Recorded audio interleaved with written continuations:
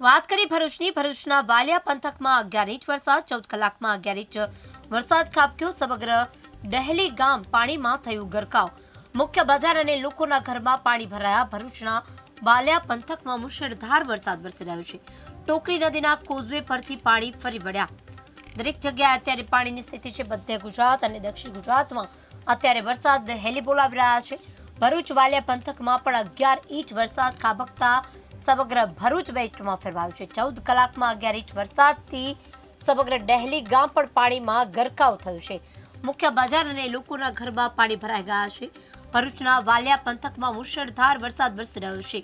ટોકરી નદીના કોઝવે પરથી પાણી ફરી વળ્યા છે. મહત્વનું છે કે દરેક જગ્યાએ અત્યારે વરસાદી માહોલ છે. અને ભરૂચની વાત કરવામાં આવે, ભરૂચના દ્રશ્યો આપ જોઈ રહ્યા છો. જે રીતે રોડ રસ્તા છે તે બેટમાં ફેરવાઈ ગયા છે. તમામ નદીઓમાં ઘોડાપૂર જેવી સ્થિતિ સર્જાઈ છે. સમગ્ર ડહલી ગામમાં પાણી થઈ ગયું છે. નીચાણવાળા વિસ્તારોમાં પણ પાણી ભરાઈ ગયા છે. નીચાણવાળા વિસ્તારોને એલર્ટ પણ કરવામાં આવ્યા છે. એનડીઆરએફની ટીમ પણ તૈનાત કરી દેવામાં આવી છે. ખડે પગે છે. ભરૂચના વાલિયા પંથકમાં 11 ઇંચ વરસાદ પડતા જનજીવન પ્રભાવિત થયું છે. કેડસમાં પાણી આવી ગયા છે. લોકોને અવરજવર માટે હાલાકી ભોગવવાનો વારો આવ્યો છે. મુખ્ય બજાર અને લોકોના ઘરમાં પણ પાણી ભરાઈ ગયા છે. આ વખતે વરસાદની સિસ્ટમ ફરી એકવાર સક્રિય થઈ છે. ત્યારે બીજા રાઉન્ડના વરસાદે દક્ષિણ ગુજરાત અને મધ્ય ગુજરાતને ગમરોડ્યું છે.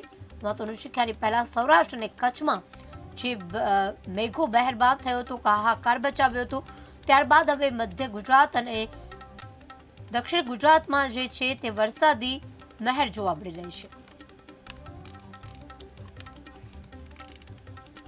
ભરૂચમાં આગ ફાટ્યું અને 2 કલાકમાં 5 ઇંચ વરસાદ વરસ્યો. ઠેર જળબંબાકાર જેવી સ્થિતિ સર્જાઈ છે.